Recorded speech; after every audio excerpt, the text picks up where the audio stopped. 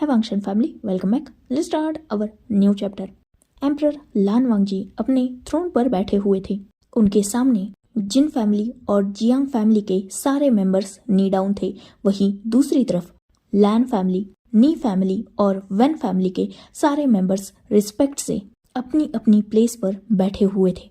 जिन ग्वांगशान ने कोशिश की थी कि वो अपने इलिजिमेट सन्स के थ्रू वांगजी के गुस्से से बच पाए, पर मेंग्याओ और मो शियानयू में ही जिन ग्वांगशान को लेकर इतना गुस्सा था कि ग्वांगशान की आखिरी उम्मीद भी मेंग्याओ ने एक ही किक से खत्म कर दी थी। मेंग्याओ जो फिर से अपनी जगह पर जाकर खड़ा हो चुका था और ग्वांगशान को वांगजी के गार्ड्स ने पकड़ के फिर से नीज पर बिठा दिया था। उस पूरे मीटिंग हॉल में एक अजीब सा सन्नाटा फैला हुआ था और उसी सन्नाटे में अचानक से एक अजीब सी आवाज गूंजने लगी थी। सभी का ध्यान उस आवाज की तरफ जा चुका था और सब शॉक हो चुके थे। इवन लैंस, नीज और वेंस भी। इवन सब शॉक की वजह से खड़े हो चुके थे और मेन एंट्रेंस की तरफ देख रहे थे। लोहे की जंजीरों में कैद एक इंसान को कुछ गार्ड्स वहां ला चुके थे। इवन उन गार्ड्स ने उस पर्सन को वांगजी के सामने थ्रो कर दिया था और अपना बैलेंस खोकर वो इंसान वांगजी के सामने अपने नीज पर बैठ चुका था। ये सेकेंड टाइम था जब विंग का फेस सबके सामने था, क्योंकि जब वॉर हुई तब भी विंग ने अपना फेस मास्क नहीं हटाया था, पर आज उस ब्यूटीफुल फेस को कवर करने के लिए मास्क नहीं था। वो ब्यूटीफुल शाइनी फेस पूरी तरीके से पेल हो चुका था। विंग बहुत ज़्यादा इंजर्ड था, उसकी पूरी बॉडी से ब्लीडिंग हो रही थी और उसे चेन्स में कैद किया गया था। विंग को देखकर तो ये भी नहीं लग रहा था कि ये कोई ग्रेट कल्टीवेटर है या इवन वॉर लॉर्ड है, क्योंकि विंग की बॉडी बिल्कुल लाइफलेस की तरह हो चुकी थी। गार्ड्स जब उसे अंदर ला रहे थे तभी भी वो चल नहीं रहा था, बल्कि वो गार्ड्स उसे उन चेन्स के सपोर्ट से लगभग घसीट रहे थे। वांगजी ने शायद विंग की सारी पावर्स को ऑब्जर्व कर लिया था, जिस वजह से विंग फिलहाल इतना भी कैपेबल नहीं था कि वो अपनी एक फिंगर भी हिला पाए। वांगजी जो विंग को अपने सामने इस हालत में देखकर एक क्रिपी स्माइल कर रहा था, वही लैंस, नीज और वेंस को विंग की यह हालत देखकर बहुत ज्यादा बुरा लग रहा था। जिन्स और जियांग हैरान थे, पर उनकी फिलहाल खुद की भी हालत कुछ सही नहीं थी, तो उन्हें फिलहाल विंग से कोई लेना देना नहीं था। वांगजी जो अपने थ्रोन से उठ चुका था और वो कुछ स्टेप्स नीचे विंग के करीब आकर बिल्कुल विंग के सामने खड़ा था। विंग जो बिल्कुल बेजान की तरह वहां पड़ा हुआ था। वांगजी जिसने अपने एक हाथ को आगे बढ़ाया और विंग के हेयर्स को पीछे से टाइटली होल्ड किया। उसने विंग को वैसे ही खड़ा किया और उसके बॉडी के अराउंड जितनी भी वो चेन्स थी उससे विंग को आजाद किया। वांगजी ने विंग के फेस पर से उस ब्लड को क्लीन किया। एम्प्रेस लान वी वुशियान, वैसे कैसा लग रहा है अपनी सारी पावर्स को, इवन अपनी गोल्डन कोर को भी खोकर? जैसे ही वांगजी ने ये कहा था वहां हर कोई शॉक हो चुका था, क्योंकि ये बहुत बड़ी बात थी।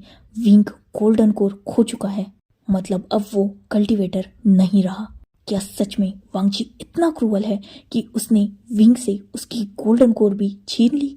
हाँ, ये हो सकता है। विंग की हालत बहुत बुरी है, इवन वो तो अपनी फिंगर्स तक मूव नहीं कर पा रहा, तो हो सकता है विंग की गोल्डन कोर वांगजी ने या तो छीन ली है या फिर उसे डिस्ट्रॉय कर दिया है।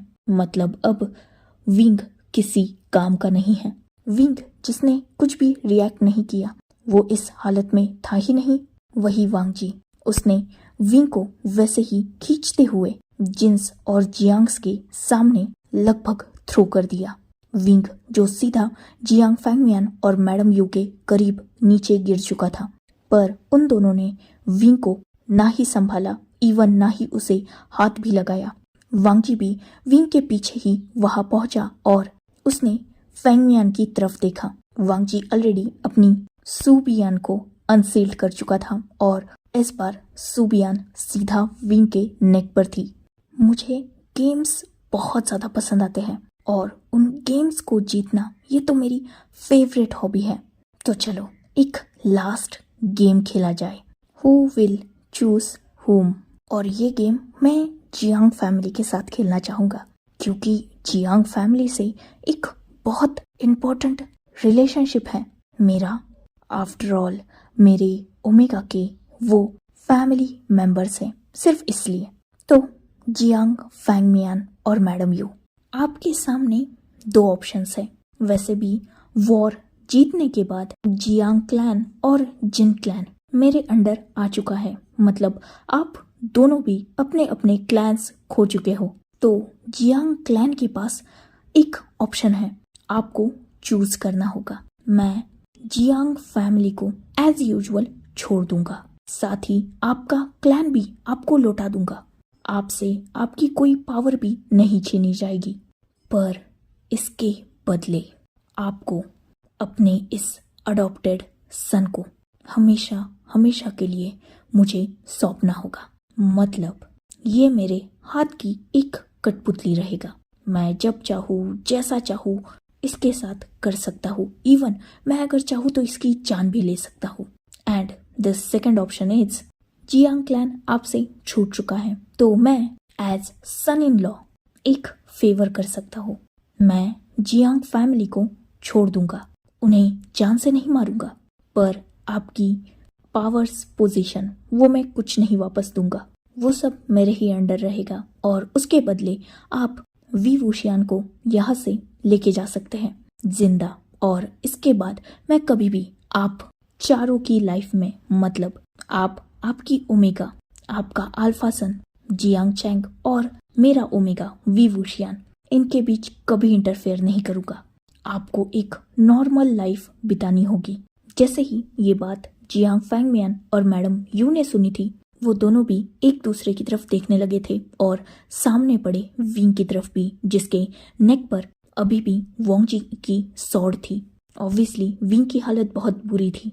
बस एक नज़र विंग की तरफ देखकर फैंगमियान और मैडम यू ने एक दूसरे की तरफ देखा और तुरंत वांगजी को जवाब दिया था, हम फर्स्ट ऑप्शन को चूज करेंगे, आप इसे रख लीजिए, इसके साथ कुछ भी कीजिए, हमें इससे कोई लेना देना नहीं है।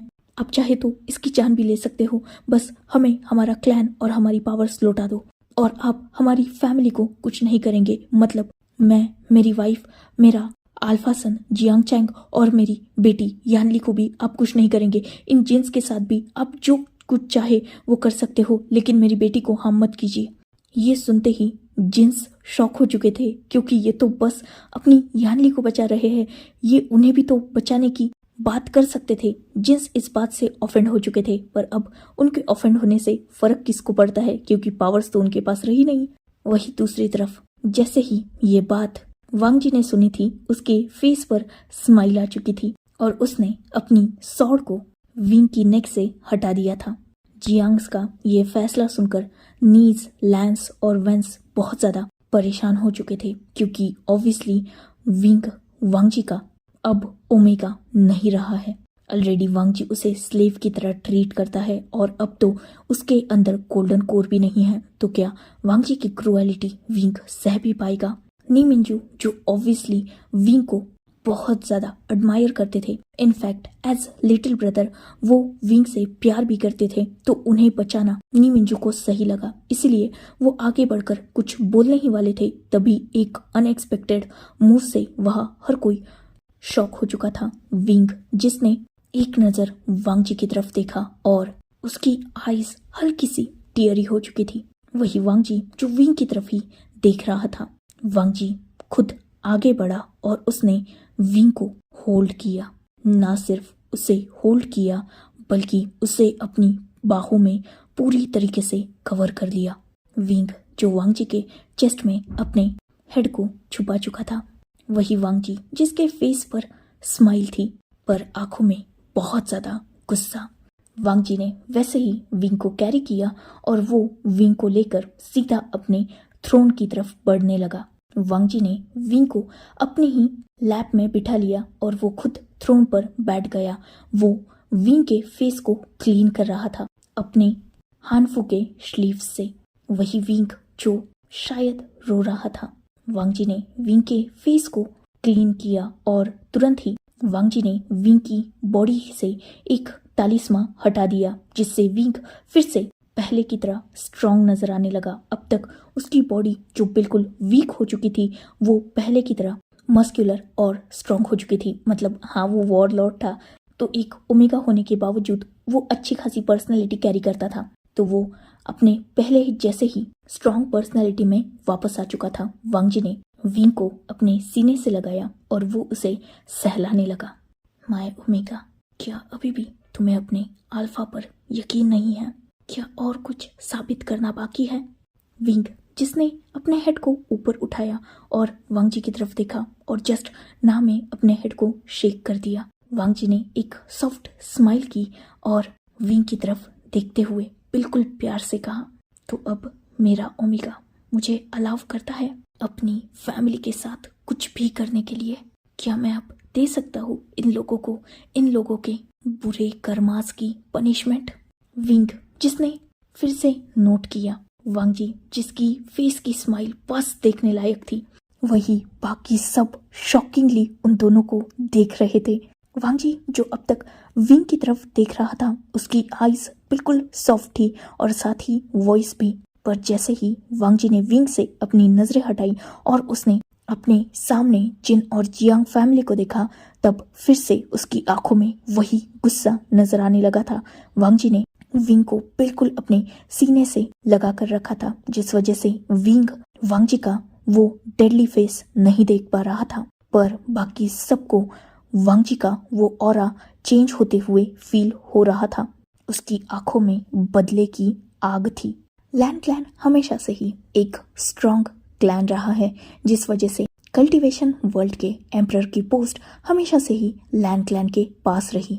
पर ऑब्वियसली जहाँ एक तरफ पूरे कल्टीवेशन वर्ल्ड को एक स्ट्रॉन्ग एम्परर की जरूरत थी, वही दूसरी तरफ उस एम्परर को प्रोटेक्ट करने के लिए और पूरे कल्टीवेशन वर्ल्ड को स्ट्रांगली डिफाइंड करने के लिए एक स्ट्रॉन्ग आर्मी और उसके साथ एक स्ट्रॉन्ग लीडर की भी जरूरत थी। यही रीजन था कि उस थ्रोन पर बैठे एम्परर के बाद सबसे ज्यादा रिस्पेक्ट की जाती थी वॉर लॉर्ड के पोजीशन पर रहने वाले उस इंसान की। वॉर लॉर्ड की वो पोजीशन बिल्कुल एम्परर की पोजीशन की तरह ही स्ट्रॉन्ग थी, क्योंकि अगर फ्यूचर में एम्परर को कुछ हो जाए तो वॉर लॉर्ड कुछ समय के लिए वो एम्परर का थ्रोन संभालने की तक ताकत रखते थे। ये तक उन्हें परमिशन दी गई थी।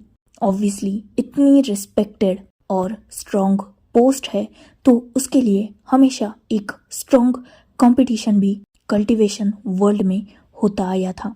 हर 10 साल बाद कल्टीवेशन वर्ल्ड में इस वॉर लॉर्ड की पोजीशन के लिए कॉम्पिटिशन्स ऑर्गेनाइज किए जाते थे और इस कंपटीशन के सबसे अच्छी बात थी कि इसमें किसी की भी पोस्ट इम्पोर्टेंट नहीं रहती थी। मतलब इस कंपटीशन में रॉ कल्टीवेटर्स भी बहुत आसानी से पार्टिसिपेट कर सकते थे। कोई ज़रूरत नहीं थी स्ट्रॉन्ग क्लैन के नाम की या फिर किसी पावरफुल बैकग्राउंड की। कोई नॉर्मल कल्टीवेटर भी इसमें बहुत आसानी से पार्टिसिपेट कर सकता था। और सेकंड, इसमें ये टर्म तक मायने नहीं रखती थी कि आप अल्फा हो या फिर ओमेगा। हर कोई अपनी एबिलिटी से इस पोस्ट को हासिल कर सकता था।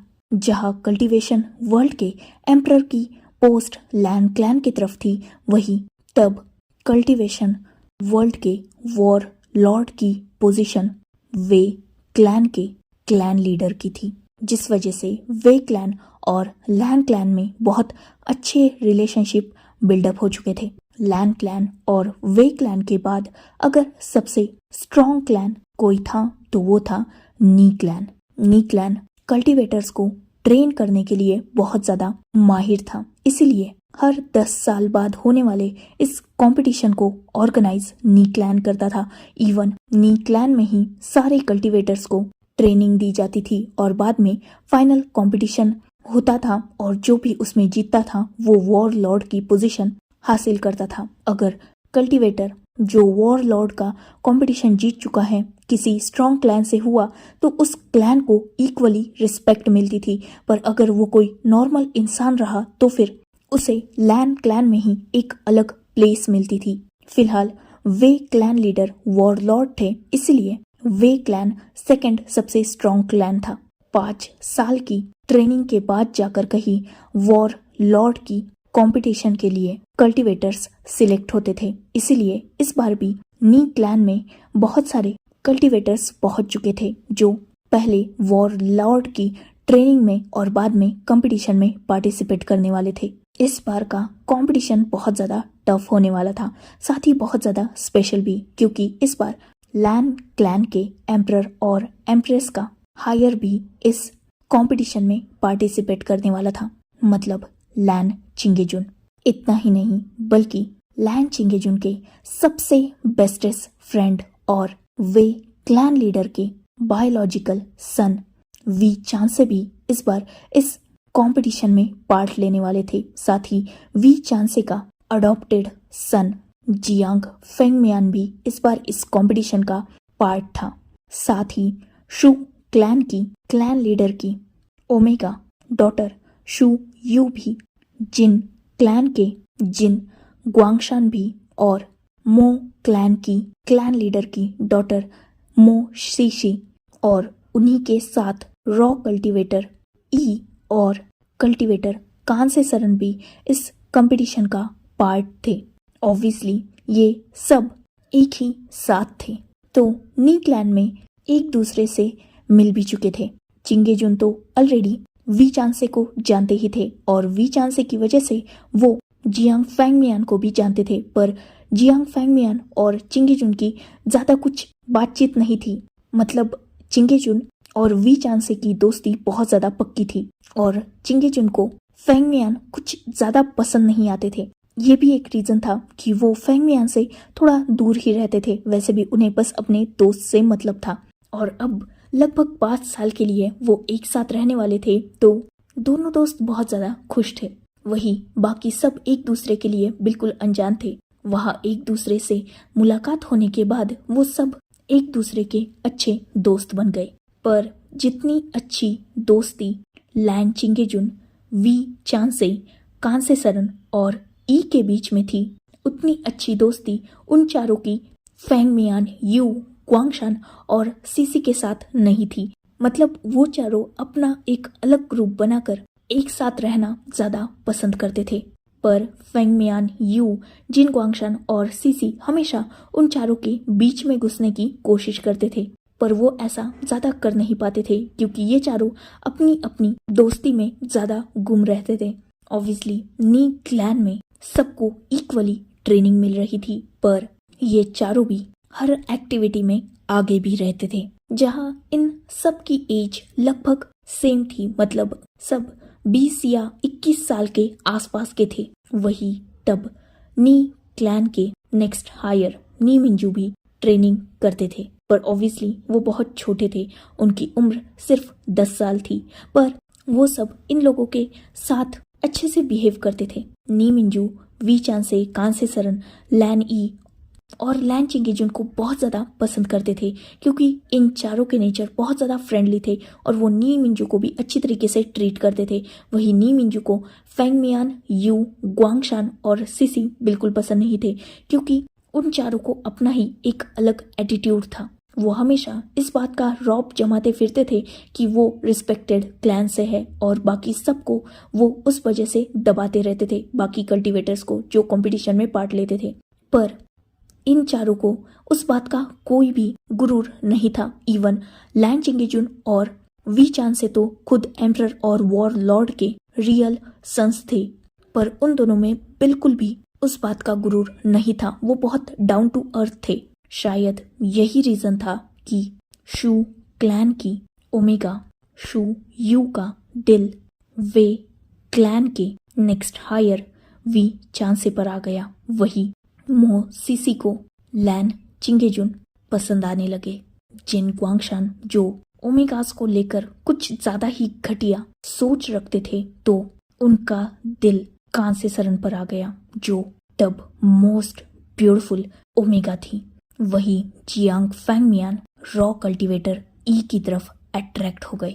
यही रीजन था कि ये चारों भी ई, कांसे सरन, वी चांसे और लैन चिंगेजुन की तरफ ज्यादा अटेंशन देते थे और जिससे ये चारों भी प्यार करते हैं उसे हासिल करने की कोशिश करते थे। पर इनकी चाहत तब अधूरी रह गई जब इन चारों को पता चला कि जिनसे वो प्यार करते हैं वो तो ऑलरेडी एक दूसरे से ही प्यार करते हैं। मतलब लैन चिंगेजुन ऑलरेडी रॉ कल्टीवेटर ई से प्यार करते थे और उन्हें शादी के लिए प्रपोज कर चुके थे। वही वी चान से भी रॉ कल्टीवेटर कांसे सरन की तरफ अट्रैक्टेड थे और यहाँ से निकलते ही वो भी अपने फादर से कांसे सरन के और अपने रिलेशनशिप के बारे में बात करने वाले थे। ये बात जब इन चारों को पता चली तब इन चारों के भी दिल और सपने दोनों भी टूट गए।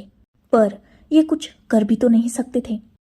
उन चारों का तो ये चारों कुछ बिगाड़ नहीं सकते थे, पर एक दूसरे के लिए इन चारों के दिल में नफरत आ गई। मतलब शू यू कांसे सरन से नफरत करने लगी क्योंकि वो वी चांसे को पसंद करती थी। वही सीसी ई से नफरत करने लगी क्योंकि वो चिंगेजुन को पसंद करती थी। सेम जियांग फैंगमियान और जिन ग्वांगशान का भी था।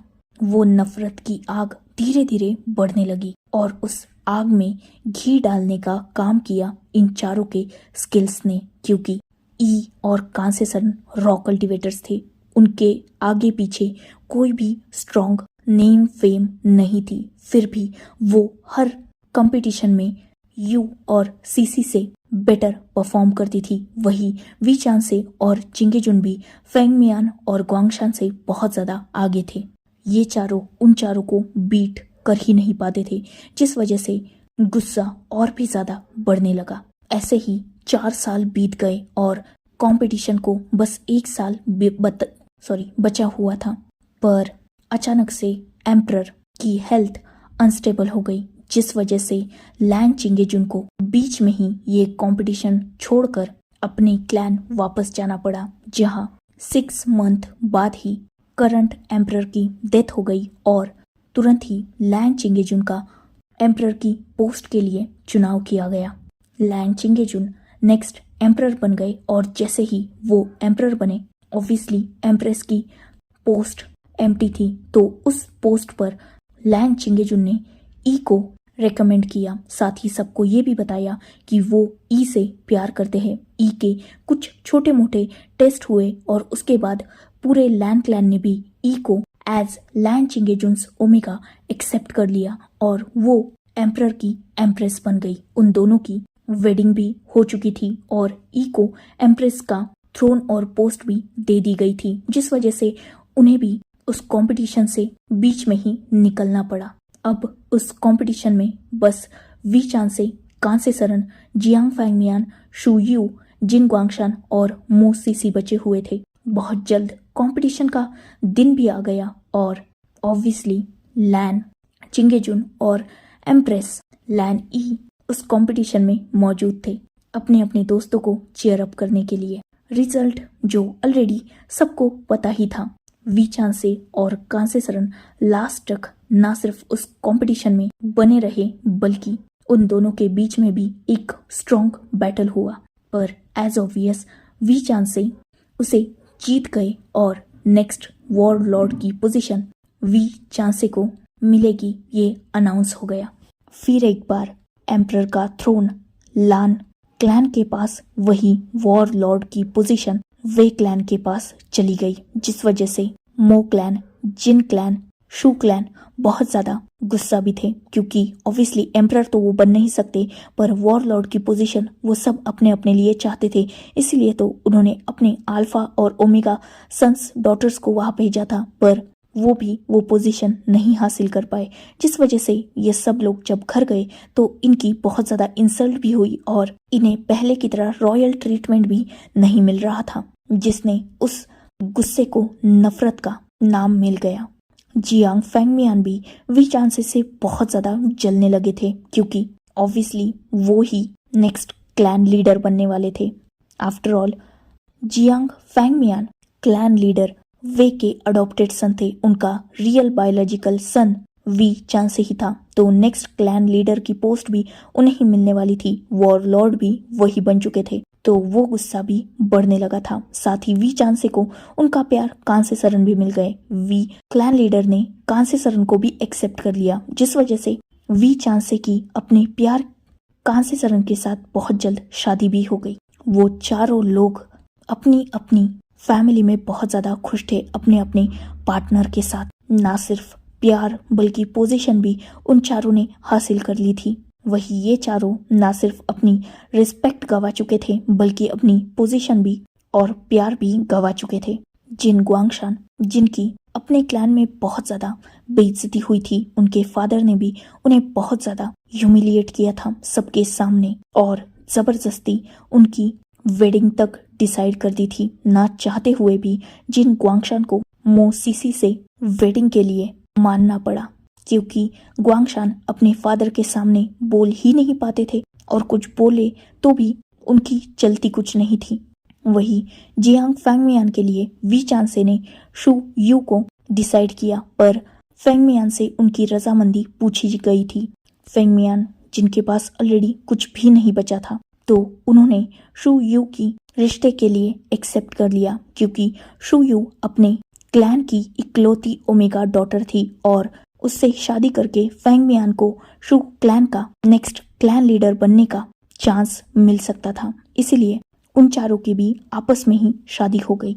शू यू फैंगमियान के साथ शादी करने के बाद वे क्लैन में आ गई और वो जियांग यू के नाम से जानी जाने लगी। वही मो सीसी जिन ग्वांगशान के साथ वेडिंग करके उनके क्लैन में रहने लगी और मैडम जिन के नाम से पहचानी जाने लगी। शू यू जो अभी जियांग यू बन चुकी थी, वो हमेशा वी चांसे और कांसे सरन को आपस में खुश देखती और उसके अंदर कांसे सरन को लेकर और भी ज्यादा नफरत बढ़ने लगी, क्योंकि वी चांसे सच में कांसे सरन का बहुत ज्यादा ख्याल रखते थे।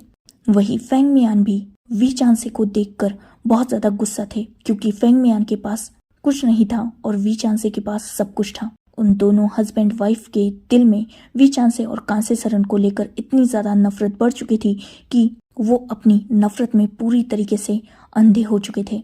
वही सीसी और जिन ग्वांगशान का भी हालत सरीखा था। एक्चुअली ये चारों भी जानते थे इनके पार्टनर्स इन्हें नहीं बल्कि किसी और को पसंद करते हैं, जिस वजह से इन्हें और भी ज्यादा चिढ़ मचती थी। धीरे धीरे वक्त बीतने लगा और बहुत जल्द पूरे कल्टीवेशन वर्ल्ड को पता चला कि नेक्स्ट कल्टीवेशन वर्ल्ड का हायर बर्थ ले चुका है। मतलब लैन चिंगेजुन और लैन ई का छोटा सा अल्फा सन लान वांगजी इस कल्टीवेशन वर्ल्ड में बर्थ ले चुका था। सब इस बात से बहुत ज्यादा हैप्पी थे, पर वी चांसे और कांसे सरन जहाँ एक तरफ लैनी और लैन चिंगेजुन की खुशी देखकर बहुत ज्यादा खुश थे, वही वी चांसे बहुत ज्यादा परेशान थे कांसे सरन की हालत देखकर, क्योंकि अब तक कांसे सरन के लगभग 4 मिसकैरेज हो चुके थे। रीजन समझ में नहीं आता था, पर कांसे सरन जब भी प्रेग्नेंट होती थी अचानक ही उनकी प्रेगनेंसी ड्रॉप हो जाती थी और उनका मिसकैरेज हो जाता था, जिस वजह से उनकी हेल्थ भी बहुत ज्यादा अनस्टेबल रहने लगी थी। वी चांसे जो इस बात से बहुत ज्यादा परेशान थे, वही वो कांसे सरन से इतना प्यार करते थे कि वो इस बात को भी एक्सेप्ट कर चुके थे कि हो सकता है उनके किस्मत में बच्चा है ही नहीं। इसीलिए वो कांसे सरन को अब बच्चे के लिए कहना भी छोड़ चुके थे। इवन कांसे सरन भी इस बात से बहुत ज्यादा हर्ट होती थी, पर लास्ट नसीब की बात होती है। यही वी चांसे कांसे सरन को समझाते थे।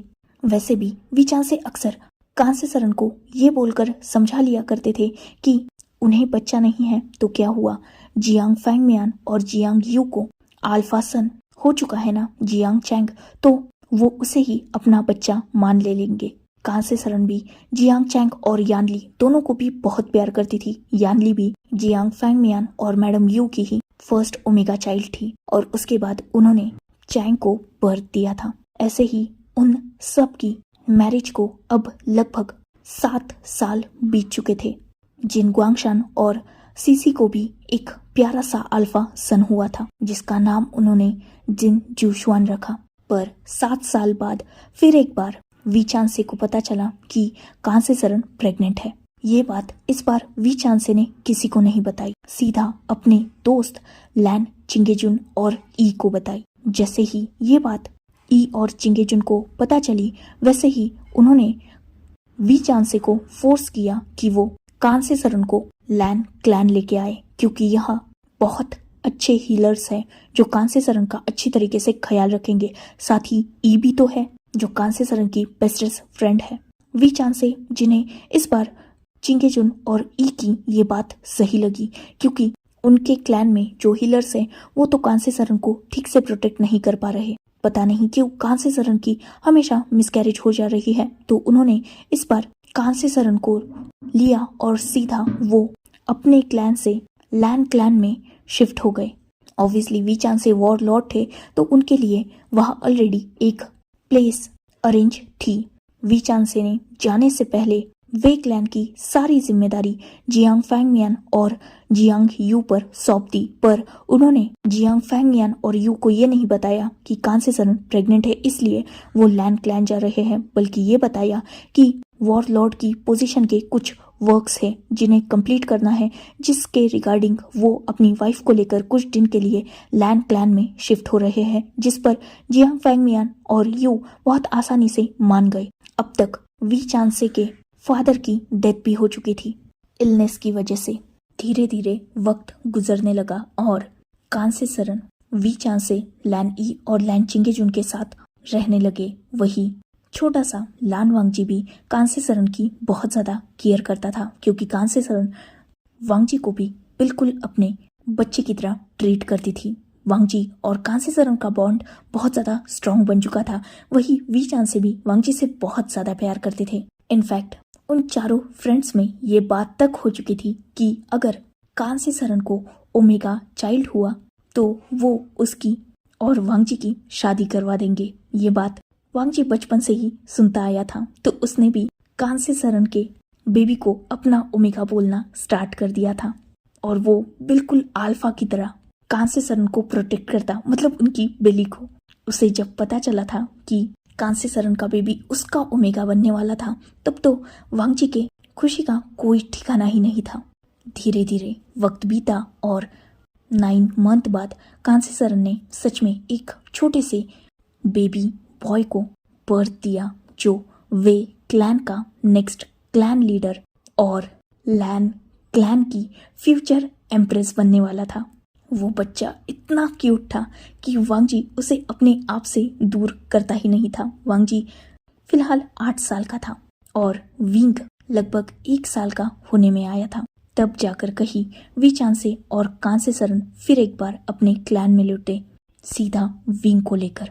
जब विंग को फैंगमियान और यू ने देखा तब वो पूरी तरीके से शॉक हो चुके थे, क्योंकि वी चांसे ने क्लैन में लौटते ही सीधा अनाउंस कर दिया था कि वी वुशियान नेक्स्ट क्लैन लीडर बनने वाला है, साथ ही वही लैन क्लैन की नेक्स्ट एम्प्रेस बनेगा। ये बात लैन क्लैन ने अनाउंस कर दी थी। जियांग फैंगमियान जो खुद को ही अब वे क्लैन का क्लैन लीडर मानने लगे थे, वो अचानक वी चांसे कांसे सरन और विंग के आने से बहुत ज़्यादा डिस्टर्ब हो गए, हड़बड़ा गए। उन्हें डर लगने लगा अपनी पावर्स जाने का। साथ ही वी चांसे को क्लैन में लौटते ही ये पता चला कि फैंगमियान और यू ने पूरे क्लैन का क्या हाल करके रखा है। पूरा क्लैन वी चांसे के एब्सेंस में बहुत ज़्यादा बुरी हालत में पहुंच चुका था, क्योंकि फैंगमियान और यू सारे लोगों को बहुत बुरी तरीके से ट्रीट करते थे। साथ ही अकाउंट्स में भी उन्होंने बहुत ज़्यादा गफला करके रखा था, पैसे बहुत ज़्यादा गायब थे। इसीलिए वी चांसे ने गुस्से में फैंगमियान और यू को अपनी फैमिली से अलग कर दिया और साथ ही चैंग और यानली को भी वो दूर कर चुके थे, क्योंकि चैंग और यानली का एटीट्यूड भी अलग ही था। वो विंग को गलत ट्रीट करने लगे थे जब से उन्हें पता चला था कि विंग नेक्स्ट क्लैन लीडर है। जब फैंगमियान और यू को बच्चों के साथ कांसे सरन और वी चांसे ने क्लैन से निकाल दिया तब फैंगमियान और यू सीधा जिन क्लैन पहुंचे, ग्वांगशान और सीसी के पास। ऑलरेडी ग्वांगशान और सीसी भी इन चारों से नफरत तो करते ही थे, तो उन चारों ने मिलकर प्लान बनाया इन चारों को रास्ते से हटाने का, जिससे जियांग फैंगमियान और यू को वे क्लैन मिल जाएगा और ग्वांगशान और सीसी को एम्परर और एम्प्रेस का थ्रोन। सही वक्त का ये चारों भी इंतजार करने लगे और वो सही वक्त आया लैन चिंगेजुन के बर्थडे के दिन, जब पूरा कल्टीवेशन वर्ल्ड लैन चिंगेजुन को विश करने के लिए लैन क्लैन पहुंचा। तब वहां वी चांग से कांसे सरन और विंग की भी पहुंचा हुआ था। वांगजी तो विंग को देखते ही बहुत ज्यादा खुश हो चुका था। उसी पार्टी में सबके सामने इन चारों ने वांगजी और विंग की वेडिंग अनाउंस भी कर दी। इवन वांगजी का और विंग की एंगेजमेंट सेरेमनी भी कंप्लीट हो गई। ऑब्वियसली वो दोनों बच्चे थे, तो जब अपनी लीगल एज में आएंगे तब उनकी वेडिंग करा देंगे, ये सबने सोच के रखा था। पर उसी रात को एक बहुत बड़ी ट्रेजेडी हुई और एम्परर के कैसल में आग लग गई। सब अपनी अपनी जान बचाकर कैसल से बाहर भाग रहे थे। वही वी चांग से कांसे सरन, लैन चिंगेजुन और लैन ई भी कैसल से बाहर की तरफ अपने बच्चों को लेकर आ रहे थे। वांगजी, जिसने अपने हाथ में अपने ओमेगा को होल्ड करके रखा था और वो अपने सीने से उस ओमेगा को लगाए उस फायर से दूर भाग रहा था अपने पेरेंट्स के पीछे। जैसे तैसे करके वो कैसल से बाहर तो आ गए, पर ऑलरेडी जिन क्लैन के गार्ड्स बाहर खड़े हुए थे, जिन्होंने उन चारों को और वांगजी विंग को भी पकड़ लिया। सबकी नजरों से बचाते हुए वो गार्ड्स उन चारों को और दोनों बच्चों को सीधा जियांग फैंगमियान, मैडम यू, जिन ग्वांगशान और सीसी के सामने थ्रो कर चुके थे। जैसे ही लैन चिंगेजुन, कांसे सरन और वी चांसे ने इन चारों को देखा, वो शॉक हो चुके थे। बहुत जल्द चारों के सामने ये सच भी आ गया कि कैसल में जो आग लगी है उसमें जियांग फैंगमियान, मैडम यू, ग्वांगशान और सीसी का ही हाथ है। ये जानकर ये चारों भी बिल्कुल शॉक हो चुके थे। वो इन लोगों को आंसर पूछ रहे थे। तब फैंगमियान, यू, ग्वांगशान और सीसी ने अपनी अपनी भड़ास निकाली। फैंगमियान ने ई को, वही ग्वांगशान ने कांसे सरन को फोर्स करने की तक ट्राई की, पर इनके अल्फास जो बहुत ज्यादा स्ट्रांग थे, तो वी चांसे ने कांसे सरन को और चिंगेजुन ने ई को बचा लिया। पर इनके घिनौने चेहरे अब इन चारों के सामने थे, तो वही इनमें लड़ाई होने लगी। उस लड़ाई में कांसे सरन, वी चांसे, चिंगेजुन और ई जीत भी रहे थे, क्योंकि ऑब्वियसली ये स्ट्रॉन्ग कल्टीवेटर्स थे। पर वांगजी और विंग जो फैंगमियान के हाथ में लग गए और बच्चों की वजह से ये चारों कमजोर हो गए। मैडम यू ने बिल्कुल वक्त नहीं लगाया और उन्होंने कांसे सरन को मार दिया। कांसे सरन की डेथ को अपनी आंखों के सामने देखकर वीचान से पूरी तरीके से टूट गए।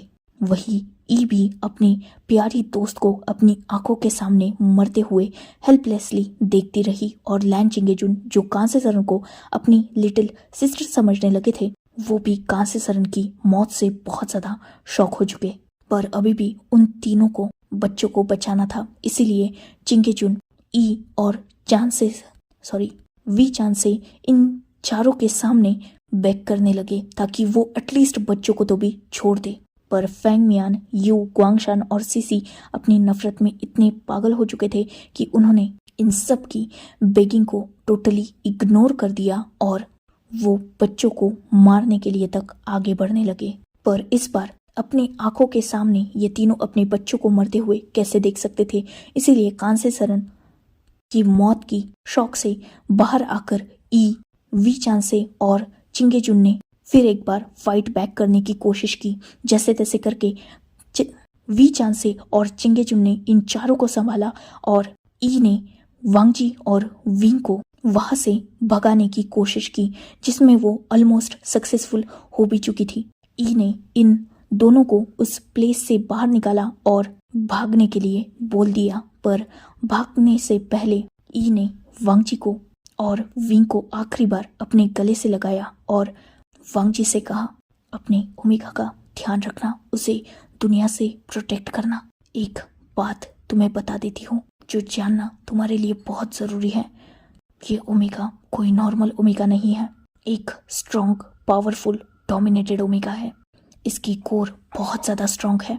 अगर इसे ठीक से ट्रेन किया जाए तो ये पूरे कल्टीवेशन वर्ल्ड को सपोर्ट भी कर सकता है और इसे डिस्ट्रॉय भी कर सकता है।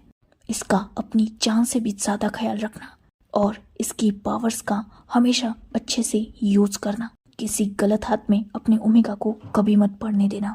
और एक बात, इसके 18 साल के होते ही इससे वेडिंग करके इसे अपना मार्क दे देना, ताकि तुम इसके साथ अपनी पावर्स को शेयर कर पाओ। जब तुम दोनों कल्टीवेशन पार्टनर्स बन जाओगे तो पूरे कल्टीवेशन वर्ल्ड के सबसे स्ट्रॉन्गेस्ट कपल बन जाओगे।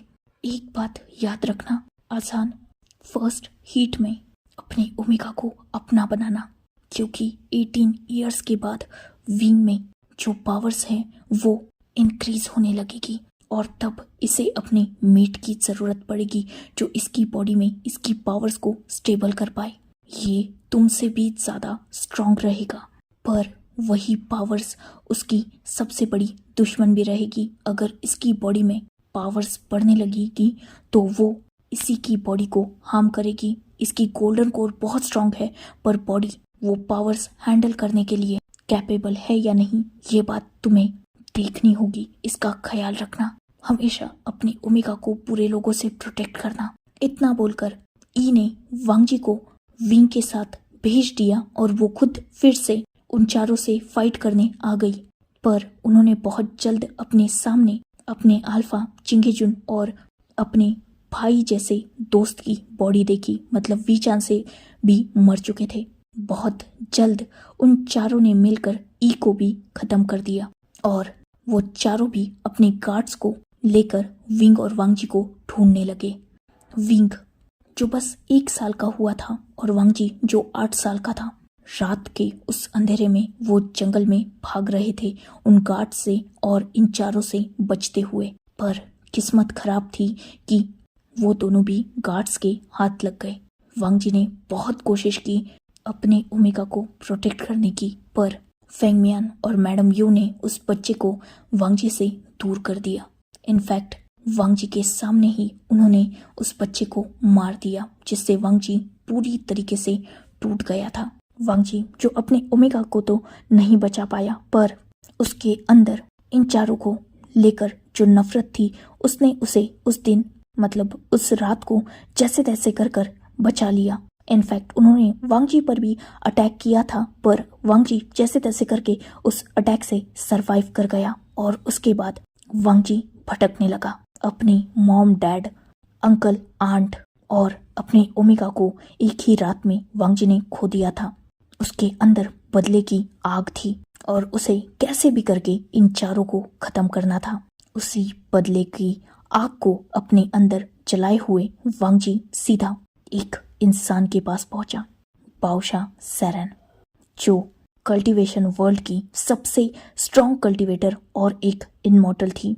वांगजी जानता था कि कांसे सरन बाओशा सेरेन की डॉटर है और वही अब वांगजी को हेल्प करेगी मॉम, डैड और अंकल, आंट के बदला लेने में।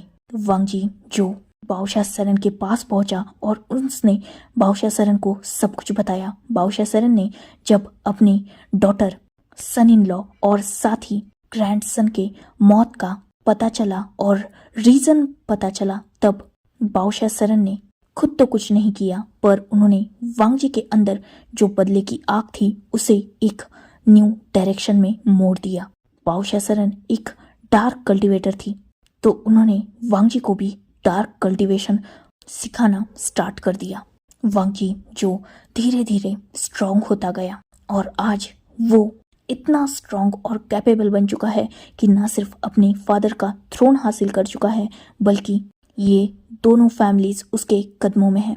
लैन चिंगेजुन, ई और वीचान से कांसे सरन के डेथ के बाद ग्वांगशान और जियांग फैंगमियान को ये लगा था कि नेक्स्ट एम्परर ग्वांगशान को बनाया जाएगा, क्योंकि वही सबसे स्ट्रॉन्ग थे। पर किसी को भी ये पता ही नहीं था कि लेट एम्परर के एक नहीं बल्कि 2 हायर्स थे, मतलब लैन चिंगेजुन और लैन कुरैन। लैन कुरैन जो दुनिया से छुपे हुए थे, वो अपनी फैमिली के साथ लैन क्लैन में ही एक नॉर्मल लाइफ जीते थे। लैन क्लैन में सबको ये पता था कि ये लैन क्लैन के सेकंड हायर हैं, पर ये बात कल्टीवेशन वर्ल्ड में पता ही नहीं थी किसी को। फॉर सेफ्टी रीजंस लैन चिंगेजुन ने ही अपने फादर के साथ मिलकर इस बात को हाइड किया था। इसीलिए चिंगेजुन की डेथ के बाद तुरंत ही वो एम्परर का थ्रोन लैन कुरैन को मिल गया और लैन क्लैन लीडर लैन सिचैन बन गए। लैन कुरैन भी अपने ब्रदर से बहुत ज़्यादा प्यार करते थे। यही तो रीज़न था कि जब उन्होंने वांगजी के अपोज वॉर की और उन्हें वांगजी की रियल आइडेंटिटी पता चली कि ये उन्हीं के बिग ब्रदर का सन है, तो उन्होंने वांगजी के सामने गिव अप कर दिया और फिर से अपनी सॉर्ड नहीं उठाई। वही लैन सिचैन भी अपने छोटे भाई को देखकर बहुत ज़्यादा खुश थे। लैन कुरैन की वेडिंग पहले हुई थी उनके प्यार के साथ, इसीलिए लैन सिचैन बड़े थे और वांगजी का बर्थ बाद में हुआ था। पर ऑब्वियसली एम्परर का थ्रोन वांगजी का ही था। वही नी मिंजू जो ये सब कुछ जानते थे पर कुछ भी कर नहीं पाए थे क्योंकि वो छोटे थे तब, और वेन क्लैन को इस बारे में कोई भी खबर ही नहीं थी। जिन ग्वांगशान को एम्परर की पोस्ट तो नहीं मिली, पर जियांग फैंगमियान को वे क्लैन मिल गया और वो वे क्लैन का नाम चेंज करके जियांग क्लैन रखकर वहाँ के क्लैन लीडर बन गए और उनकी ओमेगा मैडम यू वहाँ की क्लैन लीडर की वाइफ। पावर्स के ग्रीडी जियांग फैंगमियान और मैडम यू ने अपनी अल्फा सन की वेडिंग वेन क्लैन की हायर वेंग क्वीन से कर दी और जिन ग्वांगशान और फैंगमियान एक दूसरे के खिलाफ कभी भी खड़े ना हो और एक दूसरे का मुंह ना खोले, इसीलिए यानली की वेडिंग जिन चूशवान से कर दी गई। पर उस रात जिस छोटे बच्चे को ये चारों भी मारना चाहते थे उसे फैंगमियान ने मारा नहीं बल्कि जिंदा रखा। वांगजी के सामने फैंगमियान ने उस छोटे से ओमेगा पर अटैक तो किया, पर वो अटैक उस ओमेगा पर कोई भी इफेक्ट किया ही नहीं, क्योंकि जैसा कि लैनी ने बताया था वो ओमेगा एक स्ट्रॉन्ग गोल्डन कोर कैरी करता था। इसीलिए वो जब 1 साल का था तभी से उसकी गोल्डन कोर एक्टिवेट हो चुकी थी। ये कांसे सरन ने किया था क्योंकि ऑब्वियसली वो बादशाह सरन की डॉटर थी और उसी की वजह से विंग के अंदर डार्क एनर्जी आ चुकी थी और उसी डार्क एनर्जी ने उस रात को विंग को प्रोटेक्ट किया। ये चाइल्ड इतना ज़्यादा पावरफुल और स्ट्रॉन्ग है, ये बात जब फैंगमियान और यू ने देखी तब उन्होंने विंग को अपने हिसाब से पालना स्टार्ट किया। जब विंग समझदार होने लगा तब मैडम यू और फैंगमियान ने उसे ये बता दिया कि वो अडॉप्टेड सन है। उसके मदर फादर उनके घर में सर्वेंट थे और उनकी डेथ के बाद उन्होंने विंग को अडॉप्ट कर लिया। विंग जो बच्चा था उसे बचपन से ही अपने एहसानों के तले दबाते दबाते उसे पूरी तरीके से अपने अंडर कर लिया और विंग इतना ओबीडियंट बन चुका था जियांग फैंगमियान और मैडम यू का कि वो उनकी हर बात मान जाता। फैंगमियान और यू ने विंग को लगभग 5 साल की एज में ही नी मिंजू के पास भेज दिया था, जहाँ पर विंग ने कल्टीवेशन प्रैक्टिस की और धीरे धीरे नी मिंजू ने विंग को इतना स्ट्रॉन्ग कल्टीवेटर बना दिया कि विंग बड़े से बड़े कल्टीवेटर को लगभग 10 साल की उम्र में ही हराने लगा। वॉर लॉर्ड की कंपटीशन में भी विंग जीत गया और वो महज 15 साल की उम्र में वॉर लॉर्ड बन गया। पर वो वॉर लॉर्ड बस जियांग फैंगमियान और मैडम यू के हाथ का एक पपेट था। वो बस विंग का यूज करते थे और ये बात विंग को समझ में तो आती थी पर वो उसे मानना नहीं चाहता था। वांगजी जो बहुत पहले ही ये जान चुका था कि उस रात जियांग फैंगमियान और मैडम यू उसके ओमेगा को खत्म नहीं कर पाए थे और ई ने वांगजी को बताया था कि 18 इयर्स का कंप्लीट होते ही वांगजी को विंग को अपना बनाना होगा। यही तो रीजन था कि जब विंग की फर्स्ट हीट आई उसी वक्त वांगजी ने पूरे कल्टीवेशन वर्ल्ड के अगेंस्ट वॉर स्टार्ट कर दी और तुरंत ही उसे जीता भी और फैंगमियान को फैमिली का थ्रेट देकर मजबूर किया विंग को बुलाने के लिए। विंग को अपना बनाकर उस रात वांगजी ने विंग को मार कर दिया क्योंकि वो विंग को कुछ भी एक्सप्लेन करे इतना वक्त उसके पास था ही नहीं। So enough for today. Let's take a break. Next chapter in next video. If you